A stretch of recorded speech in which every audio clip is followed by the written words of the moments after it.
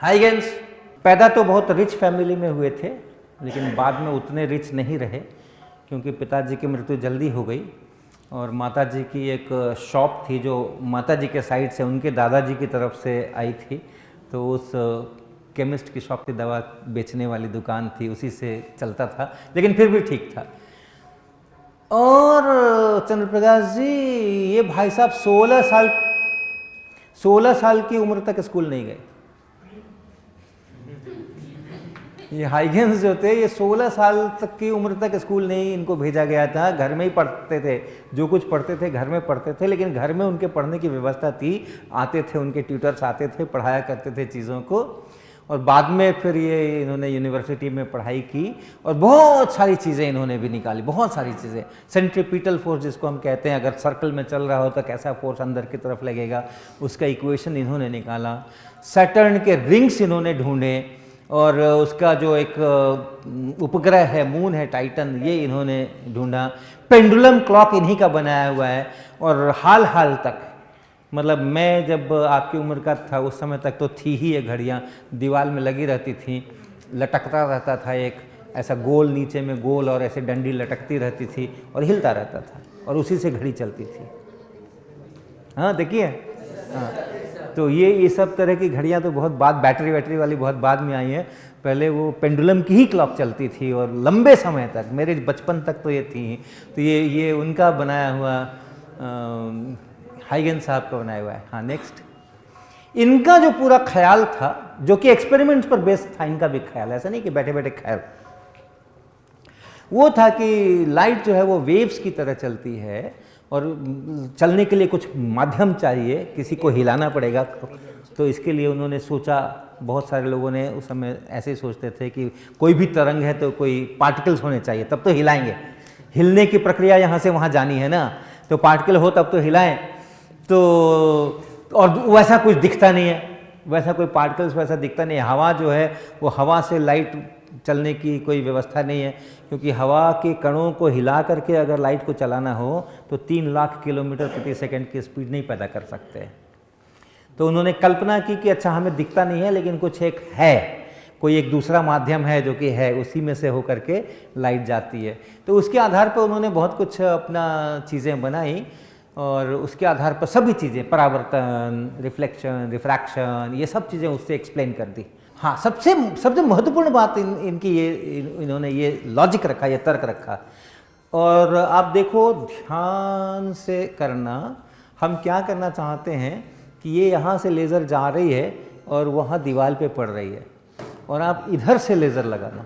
अब देखो ये इनकी है और ये हमारी, हम केवल आपको दिखा रहे हैं, बहुत सावधानी से कर नहीं रहे हैं, ठीक से रख करके कर सकते हैं।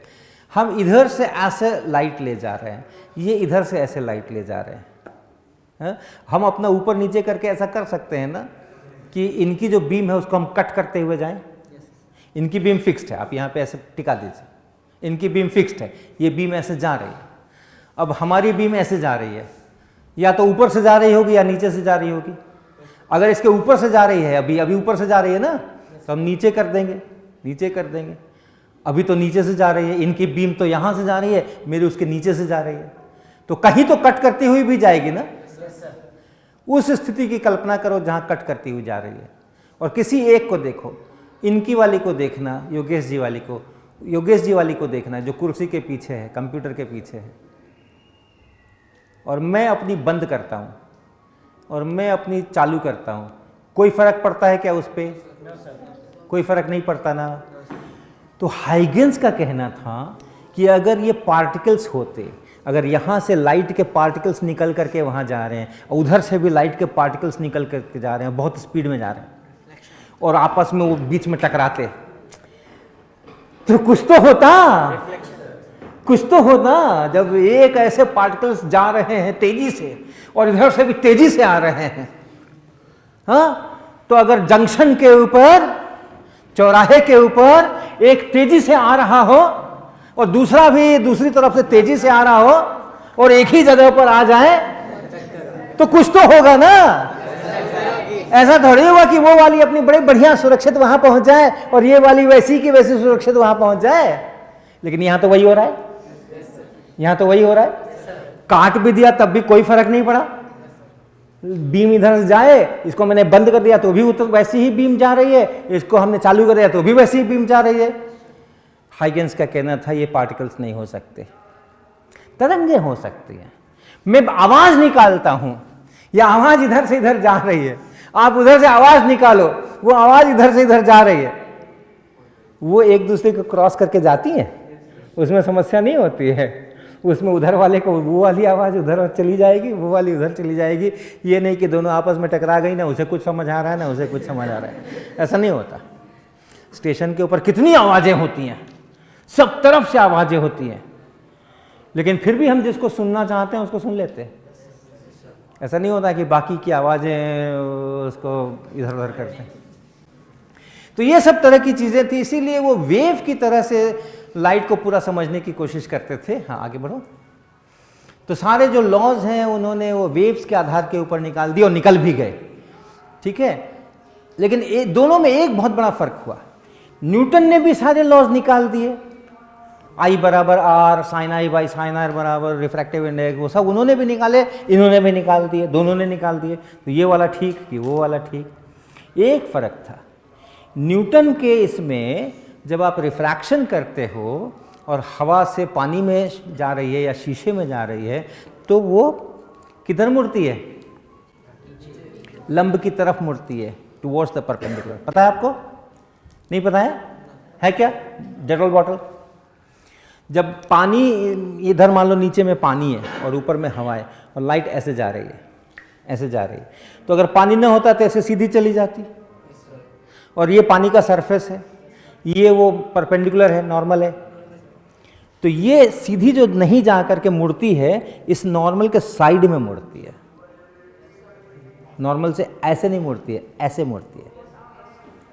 जब हवा से पानी में जाएगी या हवा से शीशे में जाएगी तो ऐसा मुड़ेगी। ऐसा क्यों मुड़ी भाई? तो न्यूटन का जो रूल्स था उसमें था कि नीचे जो पानी है उसमें बहुत ज़्यादा मॉलिक्यूल्स हैं, ऊपर हवा है उसमें कम मॉलिक्यूल्स हैं, तो वो जो नीचे बहुत सारे मॉलिक्यूल्स हैं वो उसको अट्रैक्ट करते हैं, उसको खींचते हैं, अपनी तरफ खींचते हैं। तो इधर को जा रही है और वो नीचे की तरफ खींचते हैं, तो इधर को खींचेंगे तो ऐसे मुड़ जाएगी। ये न्यूटन का एक्सप्लेनेशन था। और हाइगेंस ने भी ये रूल्स निकाल लिए, रिफ्रैक्शन के रूल हाइगेंस ने भी निकाल लिए, लेकिन हाइगेंस वाली पद्धति में ये तब मुड़ेगी जबकि अंदर में स्पीड कम हो और बाहर में ज़्यादा हो। और न्यूटन वाले में थे कि वो चूंकि अट्रैक्ट करती है, तो अट्रैक्ट करेगी तो स्पीड भी तो बढ़ाएगी ना, तो पानी में स्पीड ज़्यादा होगी और हवा में स्पीड कम होगी। और हाइगेंस वाले डेरिवेशन में था कि पानी में स्पीड कम होगी और हवा में ज़्यादा होगी। और उस समय तक ये स्पीड नापने की कोई व्यवस्था नहीं थी। ये डाला धुआं डालो। स्पीड नापने की कोई व्यवस्था उस समय, ये कब की बात कर रहे हैं, किस साल की, किन सालों की बात कर रहे हैं? लगभग हाँ 1700 के आस के, राइट, 1660, 1670, 1680, उस जमाने की बात कर रहे हैं, 17वीं शताब्दी के आखिरी की बात कर रहे हैं। अरे कैसा ढक्कन लगाया तुमने यार, पानी पड़ा क्या? बच गए?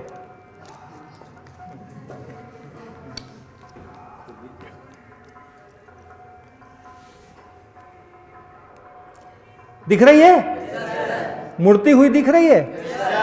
किधर को मुड़ रही है? नीचे की तरफ, इस तरफ को मुड़ रही है ना, जो परपेंडिकुलर है उसकी तरफ मुड़ रही है, ऐसे जा रही है और ऐसे मुड़ रही है। हा? तो वो इसलिए न्यूटन का कहना था कि ये वाले जो पानी के पार्टिकल्स हैं वो उसको नीचे अट्रैक्ट कर रहे हैं, फोर्स लगा रहे हैं, तो फोर्स लगा रहे हैं इसलिए वो टर्न कर रही है, और फोर्स लगा रहे हैं तो स्पीड भी बढ़ रही है, तो यहाँ की स्पीड अधिक होगी। जबकि हाइगेंस की थ्योरी में था कि नहीं, अगर स्पीड यहाँ पे कम होनी चाहिए तब वो इधर मुड़ेगी। वेव थ्योरी के अनुसार स्पीड कम होती है उस तरफ मुड़ती है, तो ये उसका रूल्स है। लेकिन उस समय में अपने पास में कोई ऐसी व्यवस्था नहीं थी कि हम स्पीड नाप लेते, तो स्पीड नाप नहीं सकते थे। फिर उन्होंने बहुत सारा काम इस पर किया हुआ है। ये एक क्रिस्टल होता है, इसको आइसलैंड स्पार क्रिस्टल कहते हैं, और ट्रांसपेरेंट बिल्कुल जैसा शीशा तो नहीं कहेंगे, उतना साफ तो नहीं होता है, लेकिन हाँ दिखता है, आर पार दिखता है। और इस वाले की खासियत यह है, इस वाले खास क्रिस्टल की, कि इसमें आप देखो किसी चीज को देखो इसमें से हो करके तो एक की दो दिखती है। हाँ, एक की दो दिखती है। आप नॉर्मल शीशा रख दो, अपने कागज के ऊपर एक नॉर्मल शीशा रख दो तो आपको जो लिखा हुआ है वही दिखेगा, थोड़ा उठा हुआ दिखेगा और कुछ, लेकिन एक ही दिखेगा। लेकिन वो वाला क्रिस्टल अगर रख दो तो एक की जगह दो दिखते हैं, एक तो सीधा सीधा दिखता है, एक थोड़ा हटके दिखता है, तो उसको डबल रिफ्रैक्शन कहते हैं। तो हाइगेंस को उस तरीके का उसके बारे में पता था, क्रिस्टल के बारे में, और हाइगेंस ने बहुत सारे एक्सपेरिमेंट किए हुए, एक पूरा चैप्टर लिखा हुआ है उसके ऊपर अपनी किताब में। और वो दो कैसे रिफ्रैक्शन हो रहे हैं उसके लिए उन्होंने वेव थ्योरी, अपनी वेव थ्योरी के आधार के ऊपर पूरा वर्णन लिखा है कि ऐसे हो रहे हैं और पार्टिकल से नहीं हो सकता वो काम। तो ये उन्होंने हाइगेंस ने किया। आगे बढ़ो। तो लॉ ऑफ रिफ्लेक्शन न्यूटन के, जो इसको कॉर्पस्कल कहते हैं, एस छूट रहा है यहाँ पे, कॉर्पस्कल कहते हैं पार्टिकल्स। हाँ, हो जाएगा। हाइगेंस वेव वाला हो जाएगा, रिफ्रैक्शन इससे भी हो जाएगा, उससे भी हो जाएगा। स्पीड ऑफ लाइट न्यूटन के अनुसार मीडियम में ज़्यादा होनी चाहिए, हाइगेंस के अनुसार हवा में ज़्यादा होने चाहिए, लेकिन कुछ था नहीं, कोई एक्सपेरिमेंट अवेलेबल नहीं था पता करने के लिए। डबल रिफ्रैक्शन न्यूटन ने कुछ उसके, न्यूटन ने जरूर लिखा है कि हाइगेंस, क्योंकि न्यूटन की किताब हाइगेंस के बाद छपी है 1704 में, इनकी छपी है 1690 वगैरह में। तो न्यूटन ने इसके लिखा ज़रूर है कि हाइगेंस ने ये किया है, ये देखा है, ये पाया है, लेकिन हाइगेंस के जो एक्सप्लेनेशन है वो ठीक नहीं है, उन्होंने उसको गलत साबित करने का उसके अंदर में कोशिश किया है, लेकिन अपने कणों से उन्होंने उसको एक्सप्लेन भी नहीं कर पाए हैं। तो उन्होंने लिखा है, एक क्वेश्चन छोड़ दिया है कि क्या हो सकता है, क्या नहीं हो सकता है, बाद के लोग समझेंगे उसको। तो ये सब प्रकार की चीज़ें हैं, इनका नाम लेना बहुत ज़रूरी है। रोशनी की कथा में इनका नाम भी लेना बहुत ज़रूरी है। ये ग्रिमाल्डी हैं और ये मुख्य रूप से ये प्रीस्ट रहे हैं, लेकिन बहुत अच्छे मैथमेटिशियन हैं, बहुत अच्छे फिजिसिस्ट हैं, और इन्होंने बहुत सारे एक्सपेरिमेंट्स किए हैं। और इनके जो इमीडिएट प्रोफेसर थे रिकोली, उनके साथ मिलकर के इन्होंने बहुत एक्सपेरिमेंट्स किए। उसमें एक था कि गैलीलियो ने ऐसा कहा था, या उन्होंने निकाला था अपने सिद्धांत में, कि हल्की चीज़ और भारी चीज़ दोनों अगर आप गिराओगे तो एक ही जितना टाइम लेगी, साथ गिरेगी। तो ये गैलीलियो के सिद्धांतों में से बात निकल कर के आ रही थी, और लोगों को ये जम नहीं रहा था। लोगों को लगता था कि भारी चीज़ जल्दी गिरेगी। तो इन लोगों ने एक एक्सपेरिमेंट किया, ग्रिमाल्डी ने और रिकोली ने एक्सपेरिमेंट किया, और उसके लिए एक बड़े टावर के ऊपर अलग अलग हाइट से इन्होंने इसके लोहे के और लकड़ी के समान साइज़ के, इक्वल साइज़ के बॉल्स गिराए और उसका समय नापा।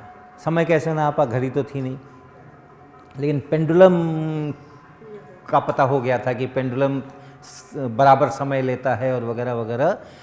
तो 24 घंटे में पेंडुलम कितना बार चलता है, उसको पहले उन्होंने एक पेंडुलम को कैलिब्रेट किया, 3 फीट का पेंडुलम था वो, और फिर उस पेंडुलम से एक छोटे पेंडुलम को कैलिब्रेट किया, और वो छोटे पेंडुलम से कितने ऑसिलेशंस लगते हैं इसको गिरने में और कितने ऑसिलेशंस लगते हैं उसको गिरने में, वो निकाला।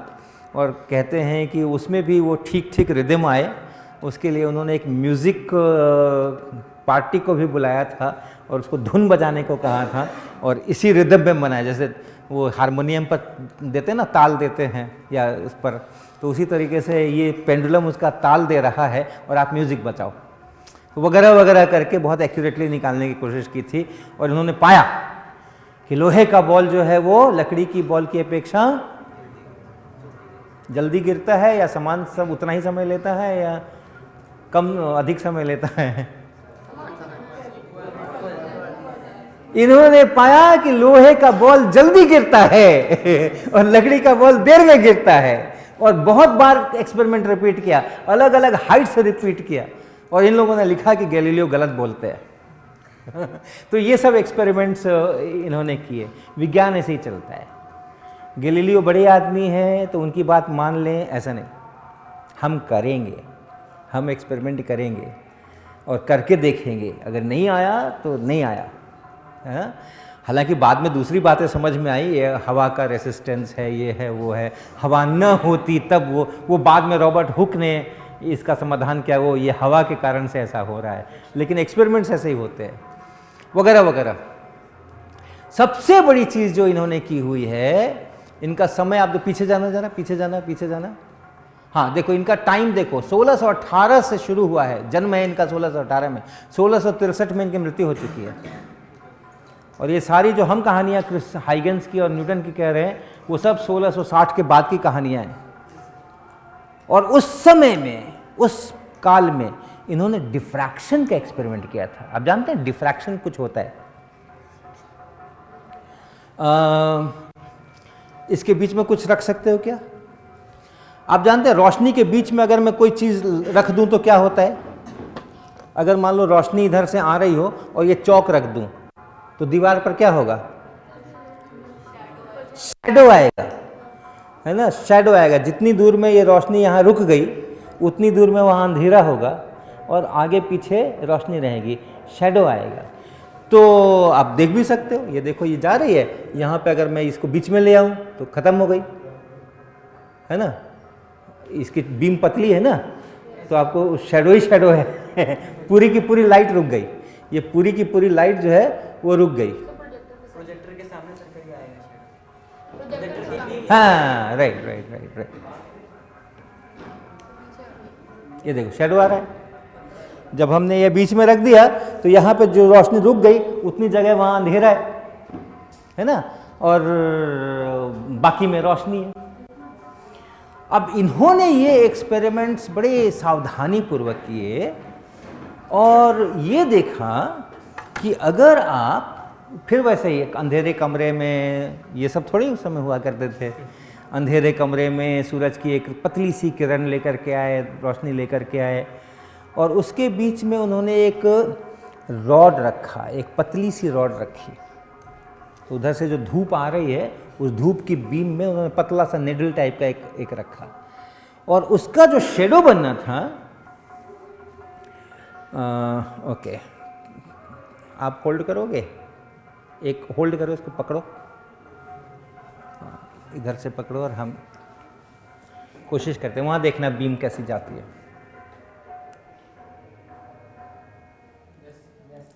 कैसी दिख रही है? दूर दूर तक स्प्लिट हो रही है, बाएं दाएं देखो बहुत दूर दूर तक जा रही है। जिस समय ये इसके ऊपर पड़ता है उस समय अगर आप देखोगे, देखो बीच बीच में जब इसके ऊपर पड़ता है ना, मैं दोनों के हाथ हिल रहे हैं, लेकिन बीच बीच में जब पड़ता है तो दूर दूर, ये देखो दूर दूर तक, बहुत दूर दूर तक रोशनी जा रही है। ऐसा तो नहीं होना चाहिए था सर। ये सर लाइन जो है ये हॉरिजेंटली है, जबकि वहां सर वर्टिकली बन रही है। हाँ, ये तार इन्होंने ऐसे रखा हुआ है और वहां पे आपको उसकी रोशनी ऐसे दिखाई पड़ रही है और इतनी दूर तक फैल रही है ना, इतनी दूर तक फैल रही है। तो ये तो शैडो वाला रूल तो नहीं लगा यहाँ पे, ये बिल्कुल अलग रूल लग रहा है यहाँ पे। इसको डिफ्रैक्शन कहते हैं। अगर आप कोई पतली चीज़ लेकर के आओगे और पतली चीज़ के ऊपर अगर आप रोशनी डालोगे तो आपको जैसी शैडो बननी चाहिए वैसी शैडो नहीं बनेगी। और इसको इन्होंने इस पीरियड में 1630-40 वगैरह में, और ये इसके एक्सपेरिमेंट्स किए कि वो रोशनी लाए धूप से, और उसके बाद वहाँ पे उन्होंने एक निडल रखी और निडल में उधर जो शैडो बन रही है या जैसी भी बन रही है, जो कुछ बन रहा है उसका अध्ययन किया। और उसका अध्ययन करके बताया कि अच्छा आपने ध्यान दिया हो तो वो जो दोनों तरफ फैल रही थी उसमें भी बीच बीच में कुछ खाली खाली जगह थी, हरे हरे के बीच में कुछ काला काला भी था। तो कहीं कहीं पर काला है, फिर रोशनी है, फिर नहीं है, फिर है, फिर नहीं है, फिर है। तो रोशनी बड़ी चूजी हो गई है। हम इस दिशा में हम जाएंगे, इसके बगल वाली दिशा में नहीं जाएंगे, लेकिन उसकी बगल वाली में हम जाएंगे। ये नहीं कि हम इतनी दूर तक जाएंगे इसके बाद से नहीं जाएंगे, नहीं, हम यहां जाएंगे, फिर हम यहां नहीं जाएंगे, फिर हम यहां जाएंगे, फिर हम यहां नहीं जाएंगे। रोशनी बड़ी चूजी हो गई है। तो ये जो डिफ्रैक्शन का फेनोमेना है ये ग्रिमाल्डी ने उस समय देखा था, और न्यूटन ने अपनी किताब के अंदर में, उनको पता था ये क्योंकि उनके पहले का मामला है, तो न्यूटन ने अपनी किताब में उसका पूरा वर्णन क्या है कि ग्रिमाल्डी ने ऐसा बताया है कि, और उसके बाद उन्होंने खुद से एक्सपेरिमेंट्स किए हैं और खुद से एक्सपेरिमेंट्स करके उनका भी अध्ययन किया है। और ये कण वाली थ्योरी से तो हो ही नहीं सकता। अगर कण आ रहे हैं, अगर यहाँ से कण निकल के आ रहे हैं, तो कण ऐसा थोड़ी हो सकता है कि इस रास्ते तो हम जाएंगे ही नहीं चाहे कुछ भी हो जाए, और उसके बगल वाले में हम जाएंगे और उसके बगल वाले में नहीं जाएंगे। कण तो ऐसा कर ही नहीं सकते। तो वो पूरी तरह से कण सिद्धांत उससे नकारा जाता है। लेकिन उस समय तक बहुत समझ में नहीं आया कि कैसे होगा, ये क्यों होगा। हाइगेंस को भी कुछ समझ में नहीं आया, तो हाइगेंस ने भी कुछ उसमें से किया नहीं, और ग्रिमाल्डी का एक्सपेरिमेंट और न्यूटन का भी एक्सपेरिमेंट सब दब के रह गया। हाँ, चलो आगे बढ़ जाओ। तो ये ग्रिमाल्डी की बात हो गई। लाइट, हाँ, तो ग्रिमाल्डी ने जो अपना एक्सप्लेनेशन दिया है वो ऐसा दिया है कि लाइट जो है वो कण तो है ही नहीं। वो तरंगों की बात तो करते नहीं है ग्रिमाल्डी, लेकिन कणों का विरोध करते हैं। कहते हैं वो पार्टिकल्स नहीं हो सकते, वो एक फ्लूइड की तरह है। फ्लूइड समझते हैं ना, तरल पदार्थ। एक फ्लूइड के पानी जैसे बहता है वैसे लाइट जैसे बहती है। और पानी अगर बहता हो और उसके बीच में अगर आप कुछ रख दें, रॉड वगैरह कुछ रख दें, पाइप ऐसा कुछ खड़ा करके रख दें, तो चीर के निकलते हुए, हाँ, बेंड करता है ना, वहाँ पे बेंड करता है। तो उनका यही कहना था कि ये जो तार हमने जो रखा और लाइट ऐसे आ रही थी, वो किनारों पर से बेंड हो गई, और बेंड होने के कारण से दूर दूर तक पहुँची। ऐसे ये नहीं था तो ऐसे सीधी जा करके थोड़ा सा वहाँ पे गोला बन रहा था, लेकिन जब ये हो गया तो यहाँ से बेंड होकर के वो दूर दूर तक चली गई। तो लाइट जो है वो एक फ्लूइड की तरह है, और जब कुछ आ जाता है बीच में तो उसके किनारों से वो मुड़ जाती है। ये डिफ्रैक्शन का पहला एक्सपेरिमेंट ग्रिमाल्डी का किया हुआ है। 200 साल के बाद डिफ्रैक्शन का दूसरा एक्सपेरिमेंट हुआ है, करीब 200 साल के बाद, जिसका श्रेय थॉमस यंग को दिया जाता है। ठीक है, तो इसी प्रकार से ये इंटरफेरेंस का एक्सपेरिमेंट है। 2 छेद कर दिए उन्होंने, बगल बगल में पर्दे में 2 छेद कर दिए, दोनों से धूप आने दी, और जो दीवार के ऊपर जो धूप का गोला बना वहां से छेद से आया, तो यहाँ पर दीवार के ऊपर ऐसा यहाँ पर गोला बनेगा, और दूसरे छेद से आएगा उसका दूसरा गोला बनेगा। दोनों छेद अगर खुले हैं तो दोनों गोले एक दूसरे के ऊपर ओवरलैप करेंगे। उसके अंदर में उन्होंने देखा कि अगर एक ही छेद खुला है तब तो बड़ा अच्छा सा गोला बना हुआ है, लेकिन दूसरा छेद भी अगर खोल दें तो वो जो अच्छा सा गोला बना हुआ था उसके अंदर में भी बीच बीच में रोशनी खत्म हो जा रही है। एक छेद है खूब बढ़िया, इतनी दूर के अंदर में उसकी रोशनी पड़ रही है, धूप पड़ रही है, लेकिन उसी के बगल में दूसरा छेद एक और खोल दिया। पहला तो है ही, एक और छेद खोल दिया, तो जो पहले से अच्छी सी रोशनी गोल गोल बन रही थी उसके बीच बीच में कहीं कहीं पर अंधेरा हो जा रहा है, रोशनी नहीं पहुंच रही है। ये भी उन्होंने एक्सपेरिमेंट किया, इसको हम लोग इंटरफेरेंस का एक्सपेरिमेंट कहते हैं। ग्रिमाल्डी ने ये करके रखा हुआ, और ये बहुत आश्चर्य की बात उस समय में थी, और इसके लिए उन्होंने लिखा कि ए बॉडी एक्चुअली एनलाइटेंड, जो पहले से रोशनी में है, मे बिकम ऑब्सक्योर, वो डार्क हो जा सकती है, by adding new light to that which it has already received. पहले से लाइट है उसी में और लाइट डाल दो तो और तेज रोशनी होने के बजाय ऐसा भी हो सकता है कि कहीं कहीं पे बीच बीच में वो रोशनी खत्म हो जाए। तो ये बहुत प्यारे एक्सपेरिमेंट्स हैं, डिफ्रैक्शन और इंटरफेरेंस के एक्सपेरिमेंट। वो 19वीं शताब्दी से खूब किए हैं लोगों ने, 1801 के बाद से बहुत एक्सपेरिमेंट्स किए हैं, और बहुत प्यारे एक्सपेरिमेंट्स हैं। फिर कभी मौका मिलेगा तो वो भी आपको हम बताएंगे, दिखाएंगे। लेकिन 1650-1680 के अंदर में इंटरफेरेंस और डिफ्रैक्शन के एक्सपेरिमेंट्स हुए थे, किसी ने ध्यान नहीं दिया उस पर, किसी ने ध्यान नहीं दिया, और वो सब चीज़ें दबी रह गई।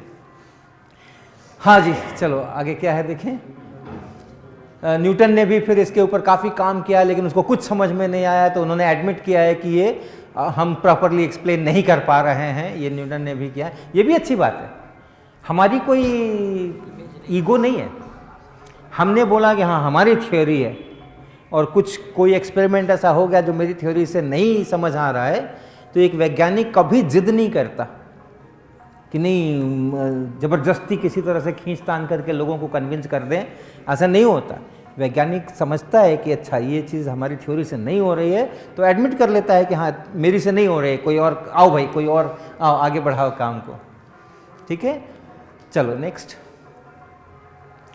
न्यूटन ने भी वो डबल रिफ्लेक्शन जो मैंने बताया आपको, हाइगेंस ने डबल रिफ्लेक्शन करके और किया हुआ था आइसलैंड स्पार क्रिस्टल से, तो न्यूटन ने भी उस पर बहुत सारे एक्सपेरिमेंट्स किए और उन्होंने हाइगेंस के डिस्क्रिप्शन को तो डिनाई कर दिया कि नहीं भैया वेव जो आप बता रहे हो उससे काम नहीं चलेगा, उसमें गड़बड़ है। लेकिन फिर वो अपने कहते हैं कि हाँ मेरा वर्सन भी जो है वो भी काम नहीं कर रहा है, तो और लोग देखेंगे।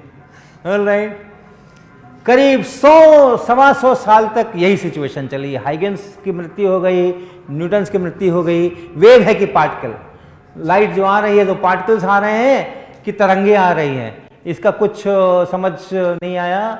और ज़्यादातर लोग जो हैं, चूँकि न्यूटन बहुत महान वैज्ञानिक हुआ करते थे, बहुत बड़ी बड़ी ग्रेविटेशन, प्लैनेट्स, ये वो सब कर चुके थे, तो उन पर ज़्यादा फेथ था, ज़्यादा विश्वास था। तो ज़्यादातर लोग जो थे वो न्यूटन की बातों को पर विश्वास करते थे। हाइगेंस को लोग साइड में रखे हुए थे। ओके, फिर 100 साल के बाद क्या हुआ? स्पीड ऑफ लाइट नाप ली गई। स्पीड ऑफ लाइट नाप ली गई, याद है? अगर न्यूटन की थ्योरी सही है तो पानी में स्पीड ज्यादा होगी हवा से।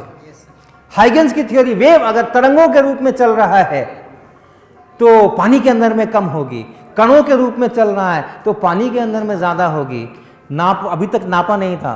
करीबन 100-125 साल के बाद प्रकाश का वेग लोग नाप पाए, हवा में भी और पानी में भी। उसकी भी बड़ी प्यारी कहानी है, थोड़ा सा 5 मिनट में बताएंगे आपको। हाँ, पहले लोग सोचते थे कि लाइट की स्पीड तो इन्फिनिटी है, जैसे ही बत्ती जलाते हैं तुरंत रोशनी हो जाती है, तो इसलिए उसको तो कोई टाइम ही नहीं लगता है। हाँ? लेकिन बाद में धीरे धीरे लोगों ने उसको नापने की कोशिश की। हाँ, नेक्स्ट। तो सबसे पहले गैलीलियो ने नापने की कोशिश की। और गैलीलियो ने कैसे नापने की कोशिश की कि वो एक पहाड़ी पे खड़े हो गए और अपने असिस्टेंट को एक दूर की पहाड़ी पे खड़ा कर दिया, करीब 2 किलोमीटर दूर, और एक लालटेन अपने हाथ में और एक लालटेन उनके हाथ में, और एक उसमें कवर था, उसको आप खिसका दीजिए तो बंद हो जाएगी लालटेन, खोल दीजिए तो लालटेन की रोशनी जाएगी। तो इसके पास भी एक कवर है, उनके पास भी एक कवर है, लालटेन है दोनों के पास। और इन लोगों ने आइडिया ये लगाया, घड़ी नापने का यंत्र है, समय नापने का यंत्र है, जो भी जैसे भी, इन्होंने आइडिया ये लगाया कि गैलीलियो जो है वो क्या करेंगे कि अपना दोनों पहले अपना अपना कवर करके रखेंगे, लालटेन के आगे अपना कवर करके रखेंगे, फिर गैलीलियो अपना कवर हटाएंगे।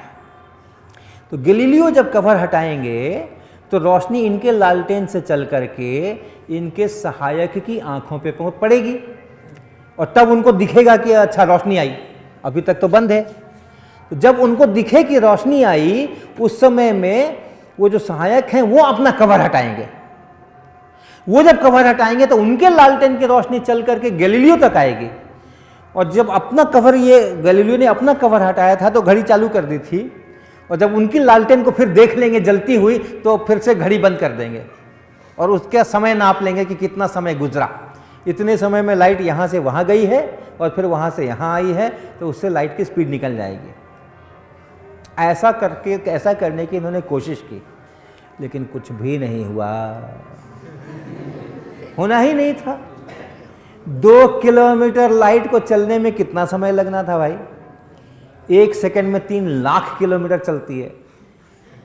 तो उतनी देर में वो कवर हटाना और कवर लगाना और देखना और सोचना और तो कुछ घड़ी देखना, तो कुछ भी नहीं हुआ।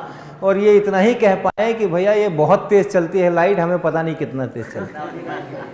ये पहला अटेम्प्ट था, ये स्पीड ऑफ लाइट निकालने का पहला अटेम्प्ट था। बाद में और अटेम्प्ट हुआ। आगे बढ़ो, नेक्स्ट। हाँ, ये जो है ये रोमर हैं डेनमार्क के, इन्होंने स्पीड ऑफ लाइट 1675 ईस्वी में नापी, हवा में, पानी में नहीं, हवा में। और वो कैसे नापी? नापने का इनका कोई इरादा नहीं था। विज्ञान बहुत बार ऐसे भी होता है, हमारा इरादा नहीं होता है और वो चीज़ हम खोज निकालते हैं, क्योंकि हम कुछ और कर रहे होते हैं लेकिन जो कर रहे होते हैं वो तो नहीं होता है, कुछ और हो जाता है, लेकिन जो हो जाता है वो भी बहुत महत्वपूर्ण होता है। ऐसा भी बहुत बार होता है, तो वैसा ही ये भी है। हाँ चलो नेक्स्ट। ये देखो, ये इस चित्र में ये सूरज दिखाया गया है और ये धरती दिखाई गई है और ये जुपिटर दिखाया गया है, और जुपिटर के आसपास उसके 67 मून्स होते हैं। जुपिटर के आसपास उसके 67 मून्स होते हैं। उसमें से एक मून है आईओ कहते हैं उसको, जो जुपिटर के चारों बगल जो चक्कर लगाता है वो 1.76 डेज में एक चक्कर लगाता है। ओके, तो इनको जो रोमर थे वो ये इसको ठीक से नापना चाहते थे कि एग्जैक्टली कितना टाइम लगता है, एग्जैक्टली कितना टाइम लगता है। तो इसके लिए अपना जो भी यंत्र टेलीस्कोप वगैरह ले करके और वो जुपिटर को देखते रहते थे, और वो आईओ जो है सो ऐसे ऐसे चलता है, तो उसका एक चक्कर लगाता है। जब पीछे चला जाता है तो टेलीस्कोप में दिखाई नहीं पड़ता है, फिर जब आगे आता है तो दिखाई पड़ता है। तो जब इनको दिखाई पड़ गया, उसके बाद फिर अगली बार जब दिखाई पड़ेगा तो कितना टाइम गुजरा, तो उतना टाइम उसको एक चक्कर लगाने में लगेगा। ऐसा इनका एक्सपेरिमेंट था, वो एग्जैक्टली नापना चाहते थे कि ठीक कितना समय लगता है। और आश्चर्य की बात ये हुई कि ये एक्सपेरिमेंट जनवरी में करते हैं तो कुछ और टाइम निकलता है, और जुलाई में करते हैं तो कुछ और टाइम निकलता है, अक्टूबर में करते हैं तो कुछ और टाइम निकलता है। तो ये आश्चर्य की बात हो गई। ओके, हाँ चलो नेक्स्ट स्लाइड पे आओ। हाँ, it seems to move at different rates at different months of the year. Roemer was surprised, ऐसे कैसे? ये जनवरी में धीरे धीरे चलता है और जुलाई में तेज तेज चलता है। हाँ, ऐसा कैसे हो सकता है, ऐसा कैसे? तो बहुत सरप्राइज हुआ। तब उनको ये बात समझ में आई कि ये स्पीड ऑफ लाइट मुझे जो दिखाई देता है, जिस समय वो आता है उस समय थोड़े दिखाई देता है, जिस समय वो आया सामने उस समय हमें थोड़े दिखाई दिया। वहां से यहां तक आने में लाइट को टाइम लगता है ना, दूर है ना। अब जुपिटर की बात हो रही है, अब जुपिटर लाइट ईयर्स तो खैर नहीं है, लेकिन हाँ फिर भी दूर है, काफ़ी दूर है, कई मिनट लग सकते हैं, दूर है। वो दूर होने के कारण से लाइट को आने में समय लगता है, और उसका चक्कर है ये। जिस समय में हम जुपिटर की तरफ जा रहे हैं, उधर से लाइट आ रही है और हम भी उसकी तरफ जा रहे हैं, तो हमें लाइट जल्दी मिल जाएगी, तो हमें लगेगा कि कम ही समय में हो गया। और अपने धरती ऐसे चक्कर लगा रही है, धरती चक्कर लगा रही ना ऐसे, तो कई बार ऐसे होगा कि धरती जो है वो जुपिटर की तरफ जाएगी, कई बार जुपिटर से दूर जाएगी। तो जब जुपिटर अपना चक्कर लगा रहा है, धरती अपना चक्कर लगा रही है, और धरती जुपिटर से दूर जा रही है, अब जो लाइट चलेगी उसको ज़्यादा समय लगेगा। तो ये जो कम ज़्यादा हो रहा है वो लाइट की स्पीड के कारण से कम ज़्यादा हो रहा है। तब उन्होंने अब अपना जो डेटा, जुलाई में क्या हुआ, जनवरी में क्या हुआ, वो जो डेटा था उस डेटा से स्पीड ऑफ लाइट निकल गई, वो स्पीड ऑफ लाइट निकल गई, और वो उन्होंने वो उन्होंने पाया इतना, उनके एक्सपेरिमेंट्स में ये इतना निकल करके आया। क्योंकि अर्थ से जुपिटर का जो डिस्टेंस था वो तो उन्होंने नहीं नापा था, वो पहले से नापा हुआ था दूसरे लोगों का, और वो गलत नापा हुआ था। इनका अपना एक्सपेरिमेंट एकदम बढ़िया था, इनका अपना एक्सपेरिमेंट एकदम अच्छा था। टाइम इन्होंने बिल्कुल सही मेज़र किए, कैलकुलेशन सही किए, फार्मूला सब इक्वेशन सही लगाए, लेकिन क्या ज़रूरत थी? जुपिटर से और उसका डिस्टेंस, या अर्थ के घूमने का जो डिस्टेंस है, जो डायमीटर है उसका घूमने का, वो सब डेटा चाहिए था। वो सब डेटा इन्होंने पहले के लोगों का उठाया, और वो जो डेटा था वो थोड़ा गलत था, उसमें थोड़ी अशुद्धि थी, उसके कारण से ये अशुद्धि यहाँ पर आई है। लेकिन तब भी हाँ, इसके बाद दूसरा अटेम्प्ट इनका था जेम्स ब्रैडली का। हाँ, ये भी बहुत मज़ेदार, ये भी एक्सीडेंटली ही हो गया, ये भी चाहते नहीं थे, ये करने के लिए प्लान नहीं किया था। हाँ, और नेक्स्ट में ये क्या जानना चाहते थे कि धरती जब ऐसे सूरज के चारों बगल चक्कर लगाती है और हम धरती पे खड़े हैं, और धरती पे खड़े होकर हम किसी स्टार को देख रहे हैं, इस स्टार को देख रहे हैं, और दूर में हमारे बैकग्राउंड में दूसरे स्टार हैं जो ऑलमोस्ट स्थिर हैं। तो धरती अगर ऐसे गोल गोल चक्कर लगाएगी, और अगर मैंने टेलीस्कोप लगा रखा है, तो यहाँ मेरे को टेलीस्कोप इस दिशा में रखना पड़ेगा इसको देखने के लिए, और हमें ये इस तारों के आसमान में जब दिखाई देगा तो तारों के बीच यहाँ कहीं दिखाई देगा। फिर जब धरती इधर आ जाएगी तो मेरे को टेलीस्कोप ऐसे घुमाना पड़ेगा, तो फिर वो वहाँ कहीं दिखाई पड़ेगा। तो धरती ऐसे ऐसे घूमेगी तो ये जो हमें तारा दिखेगा वो ऐसा उल्टा घूमता हुआ दिखेगा। तो ये चीज़ वो देखना चाह रहे थे कि कितनी देर में क्या दिखता है, तो उसे धरती का हम मोशन पता कर लेंगे, ये प्लान था। नेक्स्ट आओ। इस प्रकार से, इस प्रकार धरती ऐसे घूमती है तो उनका टेलीस्कोप कभी ऐसे रहेगा, कभी ऐसे रहेगा, कभी ऐसे रहेगा, तो उनको टेलीस्कोप घुमाना पड़ेगा। जनवरी में ऐसे टेलीस्कोप रखा हुआ है, दिख रहा है वो तारा, लेकिन अप्रैल में ऐसे रखोगे तो नहीं दिखेगा, क्योंकि धरती यहाँ से यहाँ आ गई है। तो उसको ऐसे करोगे तो नहीं मिलेगा। अगर ऐसे ऐसे गोल गोल में चल रहा हूँ और यहाँ पर ऐसे रखा हुआ है, अब धरती जब यहाँ आ गई तो टेलीस्कोप ऐसा होना चाहिए ना, ऐसा रखे रहोगे तब नहीं आएगा, तो टेलीस्कोप को टर्न करना पड़ेगा। तो वही करना चाह रहे थे। तो देखा उन्होंने कि हाँ टर्न तो करना पड़ता है। और मज़ेदार बात है कि ये जो ब्रैडले है उन्होंने अपना टेलीस्कोप कहाँ रखा था, एक दोस्त जिसका कि ज़रा ऊंचा सा मकान था, उसकी जो चिमनी थी, पुराने ज़माने में तो चिमनी निकालते थे ना घर में से, तो उस चिमनी के ऊपर उन्होंने अपना टेलीस्कोप लगाया था, उसी को घुमाते फिराते रहते थे। ओके, तो उन्होंने देखा कि हाँ घुमाना तो पड़ता है, जनवरी से अप्रैल, अप्रैल से सितंबर जाओ तो घुमाना पड़ता है, तो बड़ी अच्छी बात है। लेकिन जो उम्मीद थी कि ऐसे घुमाना पड़ेगा, उसका उल्टा घुमाना पड़ा। हाँ, पिछले चित्र में जो हमने देखा, पिछला चित्र, हाँ ये भी ठीक है, ये हाँ ये भी चित्र ठीक है। अभी जैसे जनवरी है तो जनवरी में हमें यहाँ होना चाहिए, और फिर अप्रैल में हमें यहाँ होना चाहिए, जुलाई में हमें ऐसे यहाँ होना चाहिए, तो ऐसा ऐसा करके जो चलना चाहिए उसकी जगह पे उसको उसके उल्टा घुमाना पड़ गया। तो फिर चक्कर में पड़े, ये क्या हुआ,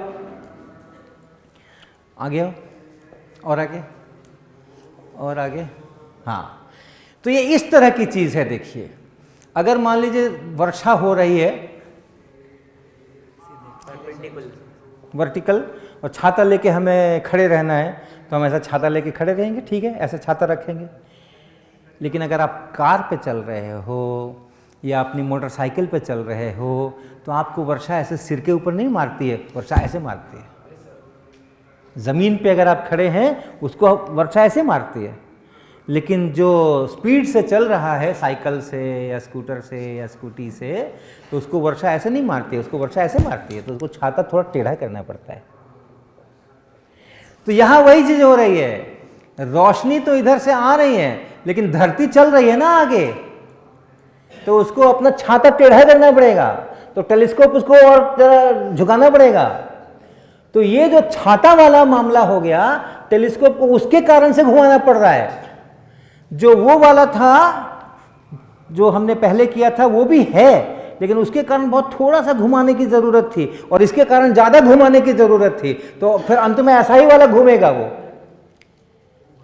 तो चूंकि फिर यहां पर वो धरती, इसकी रोशनी की स्पीड और धरती की स्पीड ये सब रास्ते में आ गई ना, तो कितना टेलीस्कोप घुमाना पड़ रहा है, उससे जब कैलकुलेशन किए तो स्पीड निकल आई लाइट की, और वो स्पीड इनकी निकली, हाँ दिखाओ, वो स्पीड इनकी इतनी निकली। अरे ये एक 1 एक्स्ट्रा है यहाँ पे भैया, 10 पे पावर 8 है ये, 3.01 × 10 पे पावर 8। हाँ, तो बहुत सरप्राइजेज होते हैं, शोध जब करते हैं, रिसर्च जब करते हैं, तो बहुत सारे सरप्राइजेज होते हैं, और उन सरप्राइजेज में से बहुत सारी अच्छी अच्छी चीजें निकल करके आती हैं। हाँ, नेक्स्ट, अब आए असली महारथी। ये हैं फिजो साहब और ये हैं फोको साहब। हाँ, और ये जो है ये इसके हैं, देख लो इनको, 1819 के जन्मे हैं, और ये भी 1819 के जन्मे हैं, सितंबर के जन्मे हैं, ये भी सितंबर के जन्मे हैं। इनकी उम्र में 5 दिन का फ़र्क है। हाँ, मृत्यु में काफ़ी ज़्यादा फ़र्क है, 1896 तक रहे हैं, ये 1868 तक रहे हैं। तो दोनों एक साथ पढ़ाई करते थे। हाँ, नेक्स्ट में आओ। और जहाँ वो पढ़ते थे वहाँ पे उन्होंने कुछ 1 सप्ताह 2 सप्ताह का कोई एक कोर्स हो रहा था, तो वो जाकर के उन्होंने कोर्स ज्वाइन कर लिया था अपनी यूनिवर्सिटी में, पढ़ाई के अलावा कहीं बाहर कोई फोटोग्राफी पर कोई कोर्स था, वो ज्वाइन कर लिया था। और उस जो कोर्स दे रहे थे, जो सिखा रहे थे फोटोग्राफी, वो उन्होंने पहली बार फोटोग्राफी उस समय शुरू हो रही थी, तो वो भी उसके पहले फोटोग्राफी थी नहीं, तो उन्होंने, आप पता नहीं आपने पुराना कैमरा देखा है कि नहीं, पुराने ज़माने में जो कैमरा होता था उसमें एक बाहर से रील लगाई जाती थी, और जब फ़ोटो खींच लेते थे तो उसके बाद उस रील को साफ़ करना होता था। तो रील को जब कैमरे में लगाना होता था तो बिल्कुल अंधेरे कमरे में जा कर के और वो रील लगाई जाती थी, और रील को जब बाहर निकालना होता था वो भी अंधेरे कमरे में जा कर के वो रील कैमरे में से बाहर निकाली जाती थी, और उसके बाद निकाल करके उसको कुछ सॉल्यूशंस वगैरह में डाल करके और साफ़ करके और उसका नेगेटिव बनता था, और बाद में उस नेगेटिव से फिर पॉजिटिव बनता था और वो कागज़ के ऊपर छप के आता था। तो ये फोटोग्राफी का एकदम शुरुआती दौर था, ये यहीं से समझो फोटोग्राफी शुरू हो रही थी, और जो प्रोफेसर साहब थे जो ये कोर्स दे रहे थे उन्होंने ये सब डेवलप किया था। तो उन्होंने एक तस्वीर ली क्लासरूम की, और उसके बाद उसको उन्होंने साफ होने के लिए, एक्सपोज करने के लिए उसको 20 मिनट रोकना पड़ा, 30 मिनट तक, आधे घंटे तक वो उसको रोकना पड़ा। आधे घंटे में जा कर के वो फिल्म का बना, एक्सपोज हो करके, और पूरा जो भी केमिकल जो कुछ होना था वो बना। और उस समय लोगों ने देखा, अरे हमारे कमरे के हम लोग बैठे हुए, हमारी तस्वीर आ गई आधे घंटे के अंदर में। ये तो बड़े आश्चर्य की बात थी उस समय के लिए। लेकिन ये जो थे फ्रॉनहोफर और फोको, इन लोगों ने, फिजो, इन लोगों ने इसके ऊपर काम किया, और इसको काम करके अपना रिसर्च खुद से किया। वो कोर्स ख़त्म करने के बाद अपना रिसर्च खुद से किया, और वो उन्होंने पद्धतियाँ डेवलप कर ली जो कि 30 मिनट की जगह 20 सेकंड में काम शुरू हो। बाद में जब इनकी पढ़ाई पूरी हुई तो फिर इन लोगों ने रिसर्च करना शुरू किया, और सूरज की फोटोग्राफी करो, ये रिसर्च इन्होंने लिया। इनके प्रोफेसर ने बताया सूरज की फोटोग्राफी करो, और फिर इन लोगों ने सूरज की फोटोग्राफी की, और बहुत बढ़िया रिजल्ट, सन स्पॉट्स पहली बार इन्हीं लोगों, यही लोग लेकर के आए थे सन स्पॉट की फोटोग्राफी। नेक्स्ट, ओके, फिर इन लोगों ने, और इसकी ये फिजो का किया हुआ है, ये रोशनी की स्पीड नापने के लिए ये सेटअप लगाया। यहाँ पे इन्होंने, इनका कहाँ गया सोर्स, ये लाइट का सोर्स है, इससे लाइट भेजी, ये रिफ्लेक्ट कराया, फिर मिरर वगैरह से दूर यहाँ से वहाँ ले गए, और फिर मिरर से रिफ्लेक्ट करके वापस लाए, और वापस ला करके यहाँ पर उन्होंने उसको दोबारा ऑब्जर्व किया। यहाँ से यहाँ जाके आने में कितना टाइम लगा उसको उन्होंने नाप लिया। वो भी नापने का बड़ा अच्छा, ये चक्के की सहायता से नापा। लेकिन मज़े की बात ये है, ये जो डिस्टेंस है, ये वाला डिस्टेंस 8.633 किलोमीटर्स, 8.5 किलोमीटर बड़ा ऑपरेटस था इनका। सोच लो, 8.5 किलोमीटर लंबा इनका ऑपरेटस था। यहाँ से रोशनी भेजी, 8.5 किलोमीटर तक गई, वहाँ से रिफ्लेक्ट होकर के वापस आई, यहाँ पे इनका चक्का घूम रहा था, और उस चक्के की सहायता से उन्होंने टाइम नापा कि वहाँ तक जाकर के आने में कितना समय लगा। करके आए, इतना लेकर के आए। ये फिजो का कंट्रीब्यूशन। नेक्स्ट, ये फोको का है। ये फोको ने जो अपनी पद्धति बनाई, उसमें इनको ये 8 किलोमीटर जाने की कोई ज़रूरत नहीं थी। ये एकदम कुछ मीटर में इन्होंने सारा काम कर लिया। तो अपनी तरफ से सोचना है, अपनी तरफ से खोजना है, अपनी तरफ से नई चीज़ें बनानी है। जो किताब में लिखा हुआ है वहाँ तक में रुकना नहीं है। वो अपनी तरफ से नई तरह की चीज़ें जो चाहिए वो हमें जनरेट करना है, हमें बनाना है। तो फोको ने ये पूरा इंतज़ाम ऐसा बनाया कि वो एकदम टेबल के ऊपर और कुछ मीटर में, 2-3 मीटर के अंदर में नाप पाए। और उसमें जब नापने की व्यवस्था हो गई तो उस 2-3 मीटर में उन्होंने एक ट्यूब लेकर के उसमें पानी रख दिया, और जो लाइट जो है वो अब पानी में से होके जा रही है और पानी में से होके आ रही है, तो पानी में स्पीड नप गई। पहले तो सब आकाश में टेलीस्कोप लगाते थे ना, तो वहाँ तो यहाँ से आकाश तक तो पानी नहीं लगा सकते हो ना, वहाँ से आकाश तक। और वो जो फिजो ने किया था उसमें भी नहीं कर सकते, 8.5 किलोमीटर तक कहाँ पानी लगाओगे। लेकिन ये चूंकि सारा काम इतने से में हो गया जो फोको ने किया, तो उन्होंने वहाँ पे पानी की ट्यूब रख दी और रोशनी पानी में से चली गई। पानी में से चली गई तो पानी में स्पीड नप गई। और पानी में जब स्पीड नप गई तब पता चल गया कि हवा में जितनी स्पीड होती है उससे पानी में स्पीड कम होती है। यानी प्रकाश जो है वो वेव्स हैं, प्रकाश जो है वो तरंगे हैं, प्रकाश जो है वो पार्टिकल्स नहीं हैं, कॉर्पस्कल्स नहीं है। अब डिसाइड हो गया, अब डिबेट खत्म हो गई। हाँ, अगले स्लाइड पर आइए। अब डिबेट खत्म हो गई, debate of wave versus particle was settled. Climax अभी बाकी है क्लाइमेक्स अभी बाकी है। और पीछे आओ जरा, उसका ये लिखा है क्या, टाइम लिखा है क्या उसका?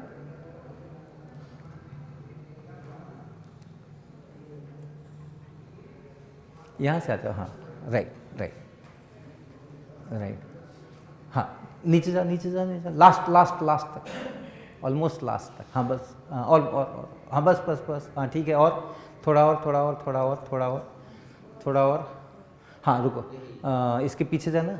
हाँ, Foucault made first measurement of speed of light in the laboratory 1850 1850। ये 1850 में डिबेट सेटल हुई।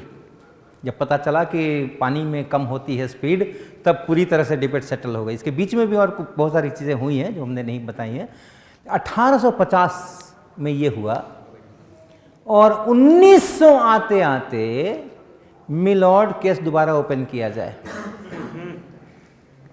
क्योंकि एक और एक्सपेरिमेंट हो गया लेनर्ड ने, जिसको फोटो इलेक्ट्रिक इफेक्ट कहते हैं। अगर आप रोशनी डालो किसी मेटल में तो उसमें से इलेक्ट्रॉन निकलते हैं।